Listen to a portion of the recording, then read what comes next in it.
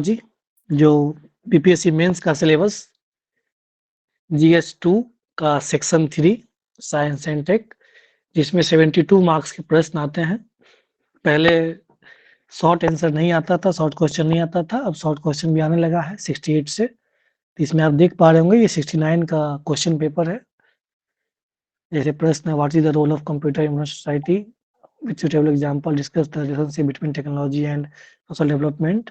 ये आप देख पा रहे हैं, ये आपका जो 69 का सिलेबस था उसी से प्रश्न आया है लगभग। ये क्वेश्चन जो है आपका साइंस एंड टेक में दो बात को ध्यान रखना होगा। साइंस एंड टेक का जो प्रश्न आता है उसमें एक कोर जो साइंस है, कोर साइंस में जैसे कि अभी मान लीजिए वर्तमान में आर्टिफिशियल इंटेलिजेंस का दौर है, आपका साइबर स्पेस का हो या इंटरनेट, आईओटी, 5G, 6G, उधर आप देखेंगे तो बायोटेक्नोलॉजी, नैनो टेक्नोलॉजी। तो ये सब जो बेसिक आपका जो सब्जेक्ट्स है साइंस एंड टेक का, एक तो उससे प्रश्न आता है।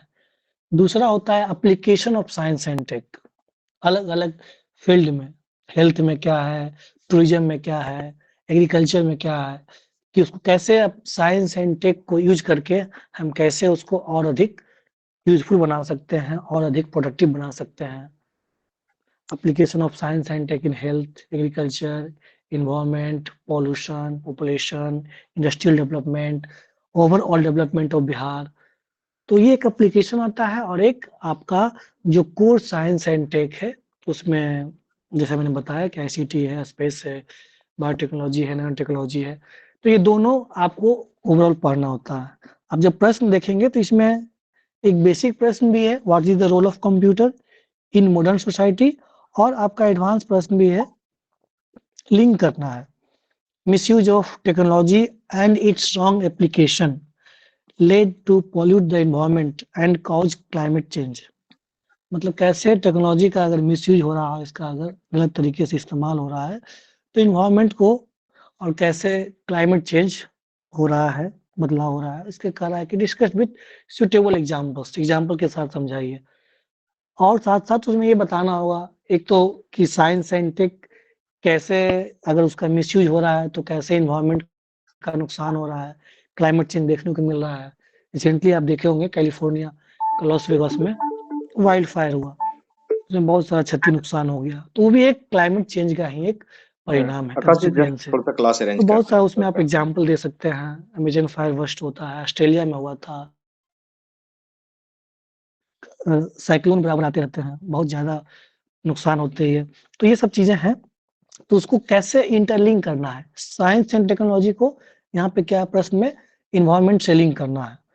अब देखिए ये आप दिखा रहे हैं, ये सिलेबस है आपका, ये आप जब देखेंगे मेंस 365 तो आपको ये आपका कोर साइंस एंड टेक्नोलॉजी का, इसके बारे में आपको पता होना चाहिए। आईटी, कंप्यूटर्स एंड रोबोटिक्स, जैसे इसमें फोर्थ इंडस्ट्रियल रिवॉल्यूशन है, आर्टिफिशियल इंटेलिजेंस है, क्वांटम टेक्नोलॉजी है, ब्लॉकचेन टेक्नोलॉजी है, आईओटी है, रोबोटिक टेक्नोलॉजी है, 3D प्रिंटिंग है, मेटावर्स है। इधर आप देखेंगे बायोटेक्नोलॉजी में जीएम क्रॉप्स है, जीन एडिटिंग है, क्रिस्पर है, कार्टी सेल थेरेपी है, जीन थेरेपी है, स्टेम सेल थेरेपी है। तो पहले नंबर तो ये जो सब मैं कीवर्ड्स बता रहा हूँ, ये सब कीवर्ड से आपको वाकिफ होना होगा, ये सब जानना होगा कि हाँ ये सब का मतलब क्या होता है, ये क्या है, तभी आप इसका इस्तेमाल कर पाएंगे। एप्लीकेशन, अब मान लीजिए प्रश्न आ रहा है कि आप application of science and tech in health, अब हेल्थ में साइंस एंड टेक का यूज करके कैसे हम लोग और अधिक उसको इफिशिएंट बना सकते हैं, कैसे और अधिक बेनिफिशियरी बना सकते हैं, और कम मतलब लेस इनपुट मैक्सिमम आउटपुट कैसे कर सकते हैं। वो कब होगा, जब आपको पता होगा कि साइंस एंड टेक में क्या क्या चीजें हैं, कौन कौन सा कीवर्ड्स है, ये क्या होता है, तभी आप इस्तेमाल कर पाएंगे। ये देखिए नैनो टेक्नोलॉजी है, एग्रीकल्चर हो गया, एनवायरनमेंट हो गया, ग्राफीन हो गया, आईपीआर, इंटेलेक्चुअल प्रॉपर्टी राइट्स, इसमें जो इन्वेंशन किया जाता है, डिस्कवर होता है, इन्वेंशन होता है, उसका एक अपना एक राइट्स होता है कि उनके पास ही अपना पेटेंट होता है अगले 10 साल तक, अगले 20 साल तक। स्पेस के फील्ड में हमारा इसरो क्या-क्या काम कर रहा है, कार्टोसैट, आदित्य L1 है, शुक्रयान है, चंद्रयान है, ये एक्सोसाइट, ये सब जो आप देखे होंगे चंद्रयान 3 में, ये सब आपका टेक्निकल चीजें हैं। ये सब भी आपको जब आपसे पूछा जाएगा स्पेस का, तो ये सब कीवर्ड्स आपको जानकारी होना चाहिए, आपको पता होना चाहिए।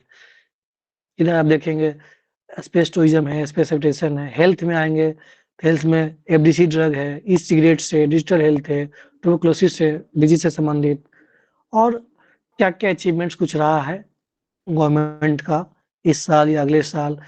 कुछ मिसलेनियस में न्यूक्लियर एनर्जी हो गया, बैटरी एनर्जी सीरीज, इसको आप कह सकते हैं कि B S, battery energy storage system, जो सोलर एनर्जी में यूज किया जाता है। नोबेल प्राइज, इसमें कौन कौन सा टेक्निकल चीजें किस कारण से नोबेल प्राइज मिला, सुपर कनेक्टिविटी।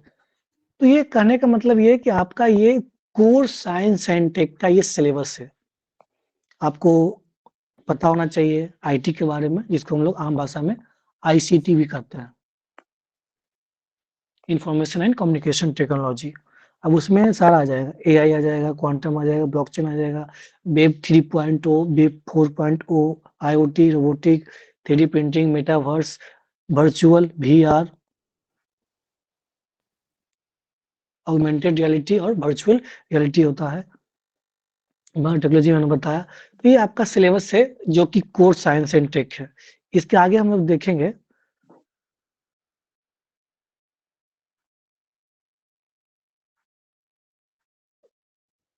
जैसे डिजास्टर मैनेजमेंट, कैसे हम लोग साइंस एंड टेक का यूज करके डिजास्टर को रोक सकते हैं, उसको काउंटर कर सकते हैं, मिटिगेट कर सकते हैं, कंट्रोल कर सकते हैं। पॉल्यूशन, कैसे पॉल्यूशन को कंट्रोल किया सकता है साइंस एंड टेक का यूज करके। अब पॉल्यूशन में भी बहुत तरह के है, एयर पॉल्यूशन है, वाटर पॉल्यूशन है, सॉइल पॉल्यूशन है, क्लाइमेट चेंज, ग्लोबल वार्मिंग, उसमें अलग अलग टेक्निकल चीजें हैं। एसएआई है, सीसीयूएस है, वाइचार मेकिंग है, साइरस क्लाउड मैनिपुलेशन है, अलग अलग टेक्निकल टर्म्स है। साइंस एंड टेक और जो जीएस का क्वेश्चन होता है, दोनों में बेसिक डिफरेंस ये है कि आपको जब साइंस एंड टेक पूछा जा रहा है कि application of science and tech, तो उसमें आपसे ये उम्मीद की जाती है कि आप टेक्निकल वर्ड्स के बारे में बताएं, वो टेक्निकल प्रोसेस के बारे में बताएं, वो टेक्निकल वर्ड्स, आपका टेक्निकल कीवर्ड्स उसमें आना चाहिए। अदरवाइज वो क्या लगेगा, जनरल जीएस का आंसर लगेगा। कई बार होता है, बच्चों की शिकायत होती है कि हमको जीएस2 में मार्क्स कम आया, या साइंस एंड टेक में नंबर ही नहीं दिया, क्योंकि आपने जनरलाइज आंसर लिख दिया, जबकि दे आर एक्सपेक्टिंग कि some technical word should be indulged. तो वो टेक्निकल वर्ड्स उसमें होना चाहिए। जैसे मैंने ये बताया, एसीआई किया है, सीसीयूएस, तो ये पता होना चाहिए। क्लाइमेट चेंज में इसमें लोग पढ़ेंगे अभी। हेल्थ, हेल्थ में कैसे कोविड में कैसे साइंस एंड टेक हेल्प किया, ई गवर्नेंस, टेलीमेडिसिन, ई संजीवनी पोर्टल था, इलेक्ट्रॉनिक हेल्थ रिकॉर्ड्स, ईएचआर। तो ये सब वर्ड्स है, इसे वर्ड्स अगर पता होगा आप उसमें लिख पाएंगे, एड ऑन कर पाएंगे। पेंडेमिक में कैसे हम लोग उस चीज को, एग्रीकल्चर, एग्रीकल्चर कैसे साइंस एंड टेक एग्रीकल्चर को प्रमोट कर सकता है, प्रोडक्टिविटी बढ़ा सकता है। ड्रोन है, रिमोट सेंसिंग है, आपका ड्रिप इरिगेशन है। तो बहुत सारा टेक्निक्स है जिसको हम यूज करके एग्रीकल्चर के प्रोडक्टिविटी को बढ़ा सकते हैं। पॉपुलेशन है, पॉपुलेशन में कैसे हम पॉपुलेशन को कम कर सकते हैं, या कैसे उस पॉपुलेशन को हम लोग और अधिक प्रोडक्टिव बना सकते हैं, जैसे चाइना किया कि चीप लेबर को कैसे आप टेक्नोलॉजिकली यूज करके उसकी उत्पादकता को बढ़ा सकते हैं। एम्प्लॉयमेंट इकोनॉमी, एम्प्लॉयमेंट में कैसे रोजगार दिया जा सकता है साइंस एंड टेक का इस्तेमाल करके। इंडस्ट्रियल डेवलपमेंट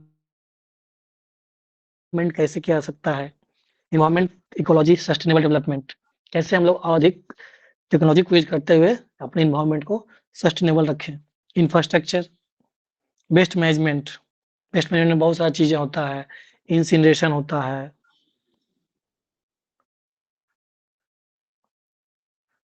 बायोचार होता है, बायो रेमिडिएशन होता है। कैसे हम लोग वेस्ट को हम लोग मैनेजमेंट कर सकते हैं टेक्नोलॉजी का यूज करके। फूड सिक्योरिटी, उसमें क्या है, बायो फोर्टिफिकेशन है। तो ये सब शब्द जब आप यूज करेंगे तब लगेगा कि हाँ ये साइंस एंड टेक का आंसर है। अदरवाइज वो जनरलाइज आंसर आप लिख रहे हैं, नेशनल फूड सिक्योरिटी मिशन 2013, वो लिख सकते हैं, लेकिन सबसे अल्टीमेटली जब साइंस एंड टेक एप्लीकेशन आया, तो अगर आप बायोफोर्टिफिकेशन यूज नहीं किए तो फिर कोई मतलब नहीं है साइंस एंड टेक का आंसर का। रिन्यूएबल एनर्जी, जैसा मैंने बताया, battery energy system, storage system हो गया, एल्यूमिनियम बैटरी सिस्टम है, सोलर एनर्जी का यूज बता सकते हैं, स्मार्ट सिटी, अर्बन प्लानिंग, इसमें आप नाम सुने होंगे इंटीग्रेटेड, मतलब अंडर वन रूफ सारा system, integrated control room, e governance, इसको तो आप अच्छे से जानते हैं, law and order, industrial development of Bihar, overall development of Bihar. ये मैक्सिमम प्रयास किया गया है कि इतने सेक्शंस से पूछे जा सकते हैं, एप्लीकेशंस हो सकता है। अभी तक जितना बीपीएससी ने पूछा है और जितने डायमेंशन हो सकते हैं उसको कवर करने का प्रयास किया गया। लगभग 20 हमने बनाया है, ये 20 सेक्शन से। इतना अगर आप application of science and tech in this field, health, agriculture, अगर काम कर लिए उस, तो क्या होगा कि ऑटोमेटिक आपके पास अगर कोई नया प्रश्न भी आएगा तो उस पर आप रीथिंक कर पाएंगे, पॉन्डर कर पाएंगे कि नहीं ये उसको लिखा जा सकता है। हम 2 तरीका बताएंगे। आपके पास टेक्निकल वर्ड्स है तो वेल एंड गुड, अगर इन केस एकदम ब्लैंक हो जा रहे हैं उस समय भी आप कैसे टेक्निकल वर्ड को इंडल्ज कर सकते हैं, कैसे इंक्लूड कर सकते हैं, उसको भी हम लोग सीखेंगे। ये बताइए यहाँ तक किन्हीं को कुछ पूछना है, कोई समस्या है? ये क्लियर है सिलेबस जो हमने बताया?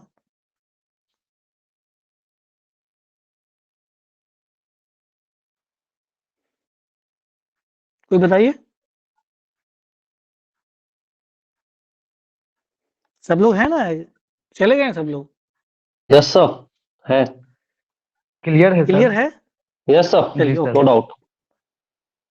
ठीक, आगे बढ़ते हैं।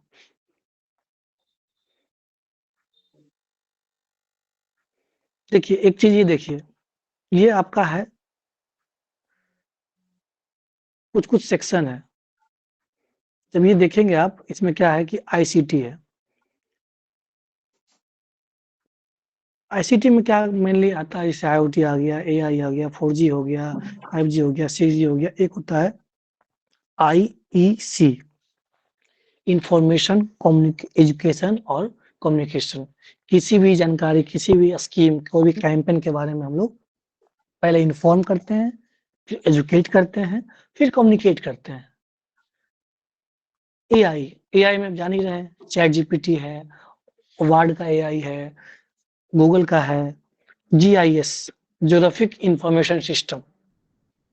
इसमें क्या है कि किसी भी तरह का, आप किसी भी लोकेशन का, वहाँ का कैसा टेम्परेचर है, क्या हाइट है, सारा कुछ कैलकुलेट करते हैं और उसको एनालिसिस करते हैं। उस हिसाब से वहाँ पे कैसा सॉइल होगा, कितनी प्रोडक्टिविटी हो सकती है, किस काम के लिए वो लोकेशन एप्रोप्रिएट है। रिमोट सेंसिंग एक 2 तरह का होता है, एरियल रिमोट और सैटेलाइट रिमोट। एरियल का मतलब हो गया कि आप जो ड्रोन से रिमोट सेंसिंग करते हैं, सैटेलाइट मतलब आप समझ ही रहे हैं कि ऊपर से जब हम लोग सैटेलाइट से माध्यम से हम लोग उसको, जो हम लोग कार्टोसैट इसरो के द्वारा लॉन्च किया जाता है, या ईओएस है, अर्थ ऑब्जर्वेशन सैटेलाइट, ये सब जब हम लोग यूज करते हैं सैटेलाइट के माध्यम से, और उसका हम लोग एक तरह से निकालते हैं डेटा, एनालिसिस करते हैं उस जगह का क्या कंडीशन है, किस चीज़ के लिए बढ़िया है। बायोटेक्नोलॉजी, उसमें बहुत सारी चीज़ें, स्टेम सेल हो गया, जीन थेरेपी हो गया, 3 पैरेंट बेबी हो गया, प्रो न्यूक्लियर ट्रांसफर हो गया, सैटेलाइट बेस्ड इंटरनेट। आजकल ये भी जो स्टारलिंक का आपने नाम सुना होगा, एलन मस्क का, broadband network. Satellite based internet का आज मतलब ये आने वाला दौर है, इसमें कि आप without connectivity, without broadband, satellite के माध्यम से ही आपको इंटरनेट की सुविधाएं मिलेगी। 3D प्रिंटिंग, अब आजकल तो 4D प्रिंटिंग भी आ गया, और ये नैनो टेक्नोलॉजी। ये आप देख पा रहे हैं, ये 5-6 चीजें। ये जब आप टोटली ब्लैंक हो जाते हैं तब इस चीज का यूज करेंगे, हम सिखाएंगे अभी क्वेश्चन के माध्यम से।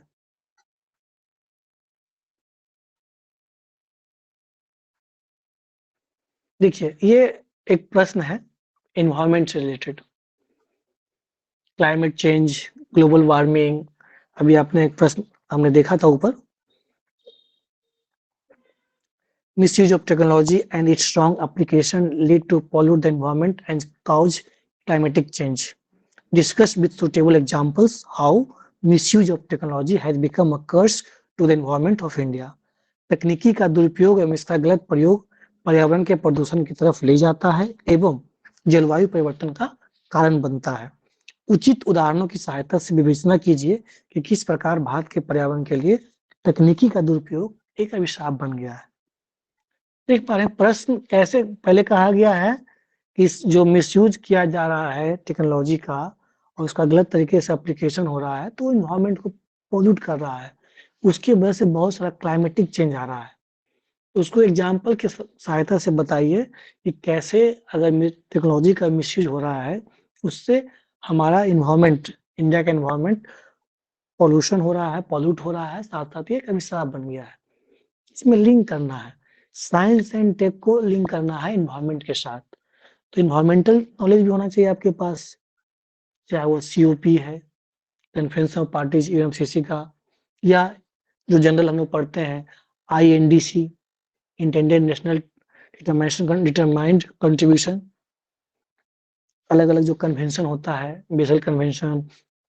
इसके अलावा और टेक्निकल चीजें क्या क्या हो सकती है जहाँ पे साइंस एंड टेक उसको अगर गलत तरीके से इस्तेमाल कर रहा है तो उसका मिसयूज हो रहा है और उससे पॉल्यूट हो रहा है। लेकिन साथ साथ आपको ये भी बताना होगा कि साइंस एंड टेक कैसे हेल्प कर रहा है उसको इनकाउंटर करने में, उसको मिटिगेट करने में। तो यहाँ पे मैंने एक जनरल मैंने लिखा है, देखिए यहाँ पे जनरल है कि आप अगर साइंस एंड टेक की सहायता से कैसे आप क्लाइमेट चेंज को, ग्लोबल वार्मिंग को कैसे आप कंट्रोल करते हैं, ये सब जनरल आंसर है।